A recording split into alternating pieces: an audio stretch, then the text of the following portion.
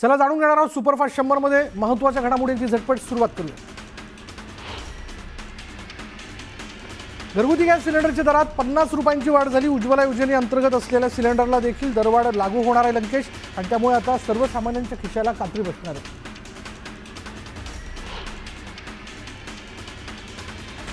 केंद्र सरकारकडून पेट्रोल आणि डिझेलवरील एक्साईज ड्युटीत 2 रुपयांची वाढ करण्यात आली। दरम्यान पेट्रोल आणि डिझेलच्या दरात वाढ होणार नाही, फक्त एक्साईज ड्युटी वाढवण्यात आल्याचं पेट्रोलियम मंत्रालयाकडून स्पष्ट करण्यात आलं।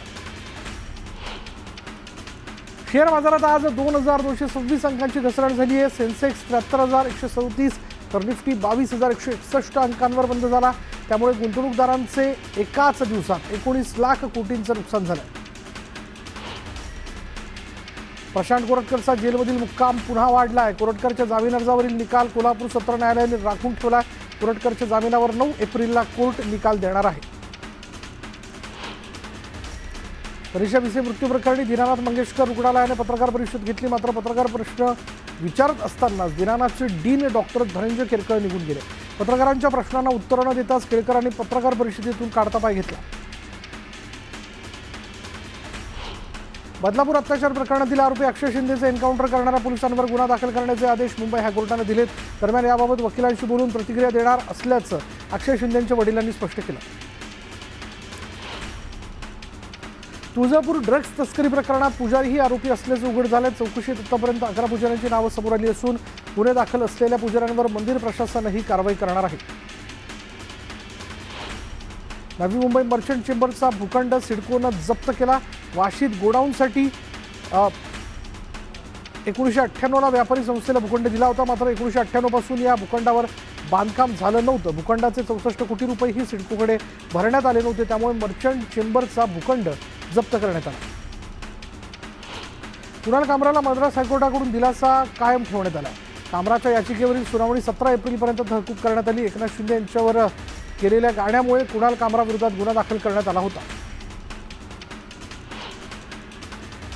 नाशिकच्या काळाराम मंदिराचे अध्यक्ष मनील कुमार लोकवणी यांना उच्च न्यायालयानं हटवले। पूजेचे पैसे व्याजासह कोर्टात जमा करण्याचे आदेश देण्यात आले।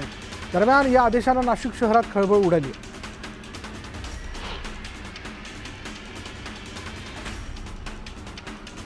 राष्ट्रीय आर्थिक दुर्बल घटक शिष्यवृत्ती परीक्षेत धाराशिवमध्ये मास कॉपी झाल्याचा धक्कादायक प्रकार समोर आला। धाराशिव जिल्ह्यातील 215 पैकी 125 विद्यार्थी एकाच केंद्रावरील असल्याचं समजतंय। चौकशी करून संबंधितांवर कारवाई करावी अशी मागणी प्राथमिक शिक्षक महासंघाने शिक्षण विभागाकडे केली आहे। शिष्यवृत्ती परीक्षेतील मास कॉपी प्रकरणात न्यूज 18 लोकमतच्या बातमीची प्रशासनाने दखल घेतली आहे। जिल्हा परिषद मुख्य कार्यकारी अधिकारी महिला घोष यांनी चौकशी समितीची नियुक्ती केली आणि चौकशी समितीला 7 दिवसात अहवाल सादर करण्याचा आदेश देण्यात आला। सोन्याच्या भावात आज 400 रुपयांची घसरण झाली असून गेल्या 3 दिवसात सोन्याचे दर तब्बल 3000 कमी झालेत, तर चांदीच्या भावात 12000ची घसरण झाली आहे। जीएसटीसह सोन्याचे दर 91,000वर तर चांदीचे दर 92,700 रुपयांवर पोहोचले। भारतीय क्रिकेटपटू केदार जाधवची राजकारणात एंट्री झाली। केदार क्रिकेटच्या मैदानातून थेट आता राजकीय आखाड्यात उतरलेला आहे। मुख्यमंत्री देवेंद्र फडणवीस आणि भाजप प्रदेशाध्यक्ष चंद्रशेखर बावनकुळे यांच्या उपस्थितीत केदार जाधव उद्या भाजपमध्ये प्रवेश करणार आहे। गिरीश महाजनांवर कुठलाही आरोप केला नसल्याचं एकनाथ खडसेंनी म्हटलेलं आहे आणि एका पत्रकाराच्या व्हिडिओ कॅसेटवर प्रतिक्रिया दिल्याचं खडसे म्हणाले। दरम्यान कुठलाही उद्योग केला नसल्याचं म्हणत तोंड काळं करण्याचा इशारा त्यांनी दिला।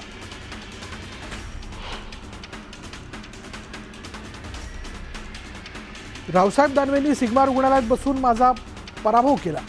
माजी खासदार चंद्रकांत खैरेंनी दानवेंवर गंभीर आरोप केला आहे। दरम्यान आम्ही पुन्हा मैदानात येणार असल्याचा इशारा त्यांनी दिला। धाराशिव जिल्हा मजूर फेडरेशनवर महायुतीचा झेंडा फडकला। भाजप आमदार राणा जगजितसिंह पाटलांनी आपलं वर्चस्व कायम राखत खासदार ओमराजे नाईक निंबाळकर आणि आमदार कैलास पाटील यांना धक्का दिला। खासदार सुप्रिया सुळेंनी भिसे कुटुंबियांची भेट घेतली। त्यांनी भिसे कुटुंबियांकडून घडलेल्या सर्व प्रकाराची माहिती जाणून घेतली आणि या संपूर्ण घटनेबाबत मुख्यमंत्री देवेंद्र फडणवीस आणि राज्याच्या आरोग्य विभागासोबत चर्चा करणार असल्याची माहिती सुळेंनी दिली।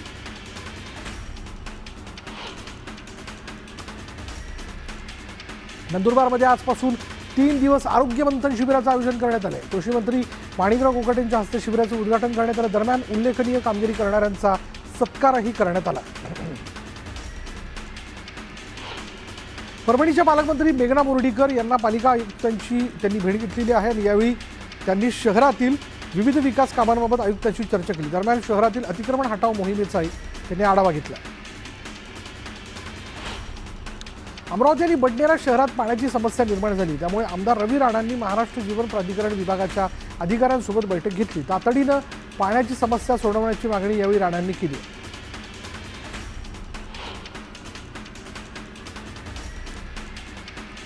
गोरक्षा समितीच्या माध्यमातून कुरेशी समाजावर अन्याय केला जात असल्याचा आरोप माजी आमदार आसिफ शेख यांनी केला आणि यामुळे कसाब व्हायलाही तयार असल्याचं वक्तव्य त्यांनी केल्यानं खळबळ उडाली. सांगली जिल्हा परिषदेत 3 AC शववाहिकांचं लोकार्पण झालं. पालकमंत्री चंद्रकांत पाटलांच्या हस्ते या शववाहिकांचं लोकार्पण पार पडलं. माथाडी कामगारांच्या कायद्यात बदल करण्यात आला आणि त्यामुळे खोटे कामगार ओळखून खऱ्या कामगारांना न्याय देता येणार आहे. दरम्यान कामगारांच्या समस्याही तातडीनं सोडवता येणार असल्याची माहिती कामगार मंत्र्यांनी दिली.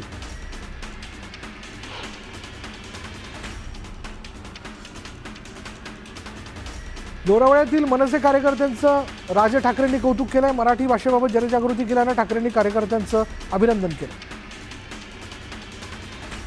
तनिषा भिसे प्रकरणी पुण्यातील दीनानाथ मंगेशकर रुग्णालय वादाच्या भोवऱ्यात सापडले. दरम्यान रुग्णालयातील डॉक्टर सुश्रुत घैसास यांनी राजीनामा दिला. दीनानाथ रुग्णालय प्रशासनाला त्यांनी आपला राजीनामा सुपूर्द केला. भिसे कुटुंबियांनी राज्य महिला आयोगाच्या अध्यक्ष रुपाली साखळकर यांना पत्र दिले. डॉक्टर घैसास यांच्यामुळेच गर्भवती महिलेचा जीव गेल्याचा कुटुंबियांचा पत्रातून आरोप करण्यात आलेला आहे. घैसास यांच्यावर सदोष मनुष्यवधाचा गुन्हा दाखल करण्याची नातेवाईकांनी पत्रातून मागणी केली आहे.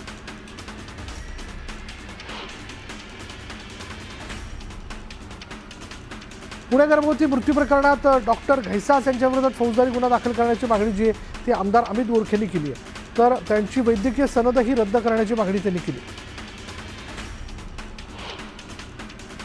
डोंबिवलीमधील केमिकल कंपन्यांमधून होत असलेल्या वायू प्रदूषणाचा मुद्दा ऐरणीवर आला.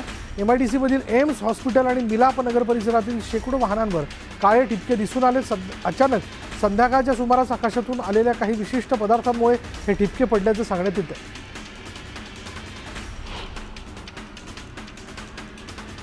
उल्हासनगरच्या शास्त्रीनगर परिसरात एक आई आपल्या 9 वर्षाच्या मुलीला रोज बेदम मारहाण करायची आणि या संदर्भात स्थानिकांनी पोलिसांना माहिती दिल्यानंतर पोलिसांनी चौकशी केली असता संबंधित महिला बांगलादेशी असल्याचं उघड झालं. दरम्यान या महिलेविरोधात गुन्हा दाखल करत तिला अटक करण्यात आली. बोरिवलीमध्ये बेस्ट बस खाली चिरडून 3 वर्षीय चिमुकलीचा मृत्यू झाला. राजेंद्रनगरचा पूल ओलांडताना ही घटना घडली. बस चालकाला ताब्यात घेत पोलिसांनी तपास सुरू केला.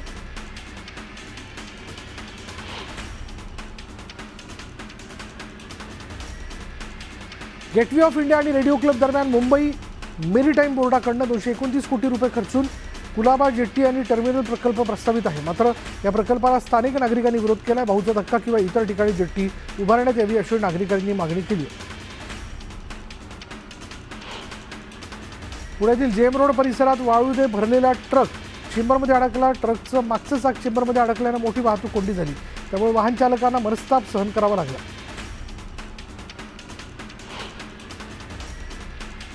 पिंपरी चिंचवडच्या कुंजवन सोसायटीमधील 9व्या मजल्यावरील फ्लॅटला भीषण आग लागली.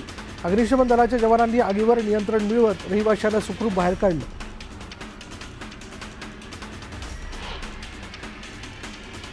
शहापूर तालुक्यात सर्वाधिक तापमानाची नोंद झाली आहे. शहापूर तालुक्यातील तापमानाचा पारा 46 अंशांवर पोहोचला. त्यामुळे आरोग्य विभागाकडून काळजी घेण्याचं आवाहन करण्यात आलं. विदर्भाच्या तापमानात मोठी वाढ झाली. अकोल्यात सर्वाधिक 44.2 अंश तापमानाची नोंद करण्यात आली आहे. दरम्यान नागरिकांना काळजी घेण्याचं आवाहन प्रशासनाने केलं.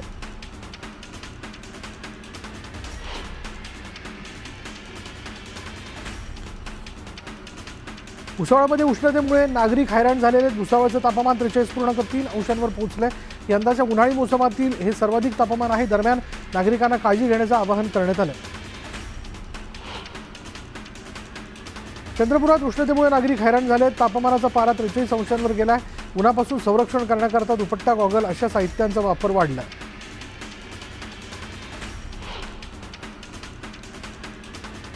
यवतमाळमधील तापमानात मोठी वाढ झाली. तापमानाचा पारा 42.4 अंशांवर पोहोचला. त्यामुळे प्रशासनाकडून नागरिकांना काळजी घेण्याचं आवाहन करण्यात आलं. चिपळूणमध्ये तापमानाचा पारा 42 अंशांवर गेला आहे. रत्नागिरी आणि सिंधुदुर्ग जिल्ह्यात उष्णतेची लाट जोर धरत असून हवामान खात्याने पुढील 4 दिवसांसाठी येलो अलर्ट जारी केला आहे.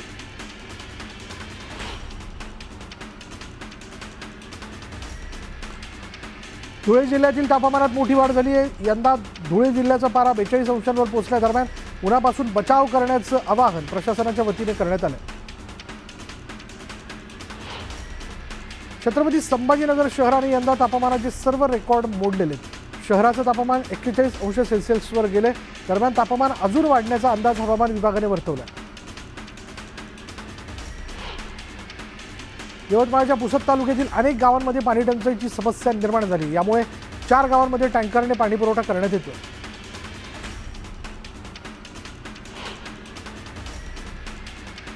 नांदेड शहरातील अनेक भागात पाणी पुरवठा विस्कळीत झालेला आहे आणि यामुळे पालिका आयुक्तांच्या उपस्थितीत बैठक घेण्यात आली. दरम्यान काही भागात टँकरने पाणी पुरवठा करण्यात येतो अशी माहिती मंगेश कदम यांनी दिली आहे.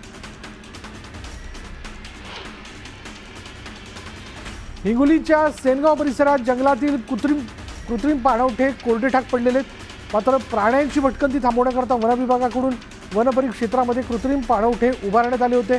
मात्र यामध्ये पाणी टाकण्यात न आल्यानं पाणवठे कोरडे पडले. कोल्हापूरच्या वाघबिळी परिसरात तरुणाच्या टोकाकडून एकाला मारहाण करण्यात आली. यावेळी दगडफेक झाल्याची माहिती असून या घटनेचा व्हिडिओ न्यूज 18 लोकमतच्या हाती लागला.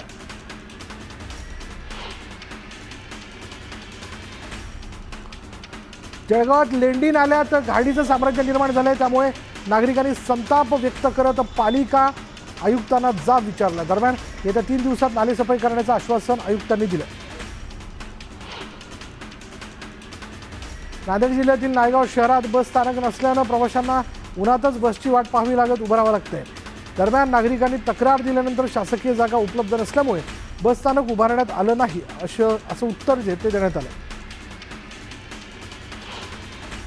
चिपळूण गुहागर मार्ग आणि मुंबई गोवा महामार्गाला जोडणारा वशिष्ठी नदीवरील एत्रॉन पूल वाहतुकीसाठी बंद करण्यात आला. दुरुस्तीच्या कामाला सुरुवात झाल्यानं पुलावरून वाहतूक बंद करण्यात आली.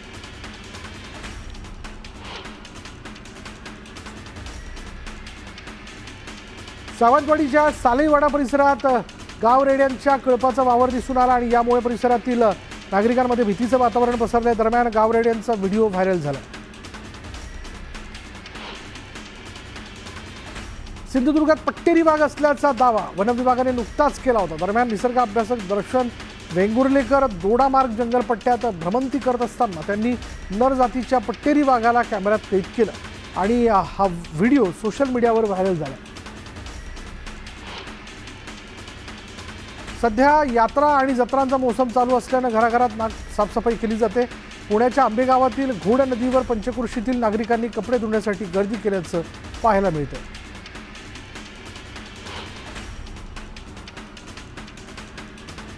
धुळे शहरातील सर्व नाल्यांवर लोखंडी जाळी बसवण्यात येणार आहे. नागरिकांनी कचरा टाकू नये म्हणून महानगरपालिकेने खबरदारी घेतली. त्यामुळे नाला स्वच्छ ठेवण्यात मदत होणार आहे.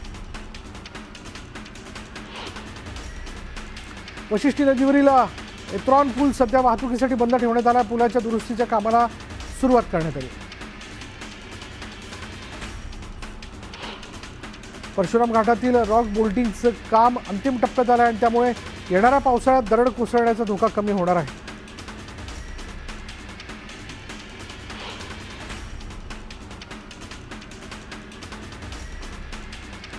पाटणच्या लेंढोरी गावात एका शेतकऱ्याच्या शेतामध्ये रानगव्यांनी धुडगूस घातला. शेतामध्ये धुडगूस घातला. 20 ते 25 रानगव्यांनी 4 एकरातील कलिंगडाची शेती जी ती उद्ध्वस्त केली. शासनाने वन्य प्राण्यांचा बंदोबस्त करण्याची मागणी शेतकऱ्यांनी केली. जळगावच्या बोदवडमध्ये एकनाथ खडसेंविरोधात आंदोलन करण्यात आलेलं आहे. गिरीश महाजनाच्या बाबत केलेल्या वक्तव्याच्या निषेधातून हे आंदोलन करण्यात आलं आणि दरम्यान आंदोलकांनी जोरदार घोषणाबाजी केली.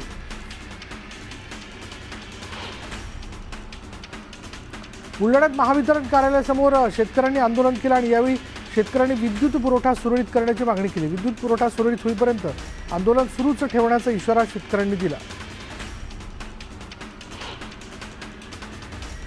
गोंदियात महावितरण कार्यालयासमोर शेतकऱ्यांनी आंदोलन केलं. 12 तास विद्युत पुरवठा करण्याची मागणी करण्यात आली आणि 2 दिवसात मागणी पूर्ण न केल्यास तीव्र आंदोलनाचा इशारा देण्यात आला.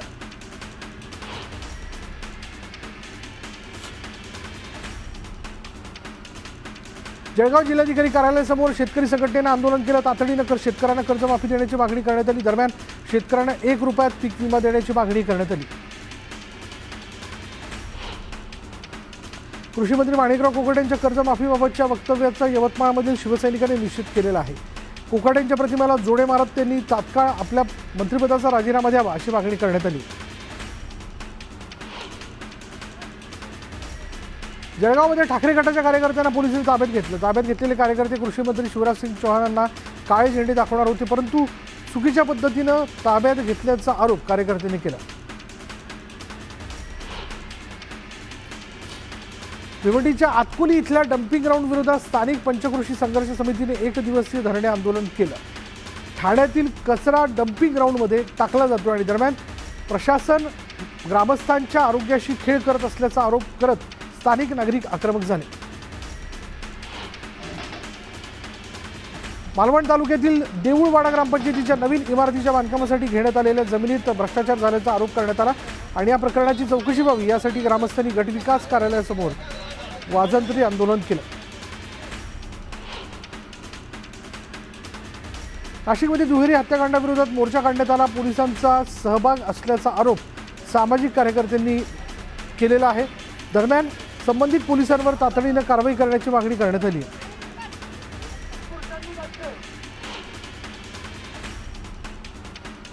पंढरपूरच्या लवंगमध्ये महावितरण कंपनी विरोधात युवा सेनेनं रास्ता रोको केला. वाघोली गावातील खंडित होणारा वीज पुरवठा तातडीनं दुरुस्त करण्याची मागणी करण्यात आली आहे. बीडमध्ये ग्राम रोजगार सेवक संघटना आक्रमक झालेली आहे. शेकडो ग्राम रोजगार सेवकांनी जिल्हाधिकारी कार्यालयासमोर धरणे आंदोलन सुरू केले. 8,000 रुपये मानधन देण्यासह 2,000 रुपये भत्ता देण्याची मागणी आंदोलकांनी केली.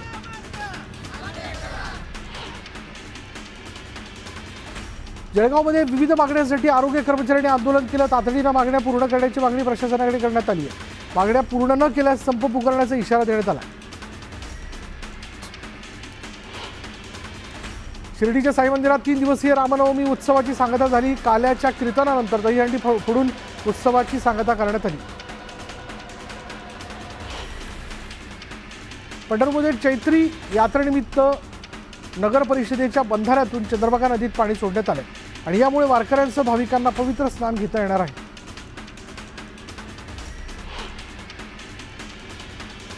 गोंदियामध्ये माझी वसुंधरा अभियानातून विद्यार्थ्यांनी भिंतीवर चित्र रेखाटलंय. चित्रातून विद्यार्थ्यांनी प्लास्टिक मुक्तीचा संदेश दिला.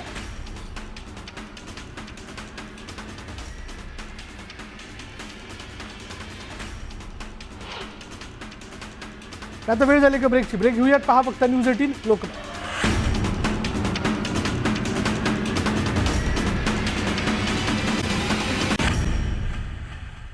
आता ब्रेक नंतर बघणार आहोत इतरी घडामोडी. जळगावमध्ये वयाची 100 वर्ष पूर्ण झालेल्या 2 नागरिकांनी कर्करोगावर मात केली. गेल्या 2 वर्षांपासून दोन्ही रुग्ण कर्करोगाने त्रस्त होते. दरम्यान या दोन्ही रुग्णांचं वय 102 वर्ष असून त्यांच्यावरील शस्त्रक्रिया यशस्वीरित्या पार पडल्यानं ते कुटुंबासोबत सुखरूप जीवन जगतात. 102 वर्ष वयातही कॅन्सरवर उपचार होऊ शकतो हे दिसून आलंय. 100 वर्षाची 102 वर्षाची आजी. पहिल्या स्टेपमध्ये स्तनाचा कॅन्सर होता, पण तो ट्रिपल निगेटिव्ह प्रकारचा फार किचकट प्रकारचा कॅन्सर असतो. तो प्रकार उग्र प्रकार होता, म्हणून तिचं ऑपरेशन केलं. एका दिवसात तिला सुटी दिली. पेशंट आता तिचं नियमित काम सगळं घरी करते आहे. ती आता डिस्चार्ज झालेली आहे आणि ती सगळं काम करते आहे. आज जी दैनंदिन जीवन तिचं आहे त्याच्यामुळे नातेवाईकही आनंदात आहेत की आज आपण कॅन्सरमुक्त झालेलो आहोत ह्या अनुषंगाने. आणि दुसरं पेशंट जे होते वहेदाबी, ती बऱ्हाणपूरची होती आणि तिला जबड्याचा कॅन्सर होता आणि आता फुटण्याच्या मार्गावरती आला होता. म्हणून त्यांचा मुलगा जो डॉक्टर आहे स्वतः 80 वर्ष प्लस त्याचं वय आहे आणि त्यांनी स्वतः निर्णय घेतला की काही असो आता मी माझ्या आईची ट्रीटमेंट करणार आहे, कारण की ते फुटलेली गाठ मी बघू शकणार नाही, आमचं कुटुंब बघू शकणार नाही. आणि तिला त्या उपचाराने प्लास्टिक सर्जरी झाली आणि तिला कॉस्मॅटिक आउटकम पण तिचं एक चांगलं प्रकारचं सर्जरी ती होऊन आज तिची विद्रुपता पण नाही आहे आणि ती सुद्धा दैनंदिन आपलं जीवन व्यवस्थितपणे आज पार पाडत आहे.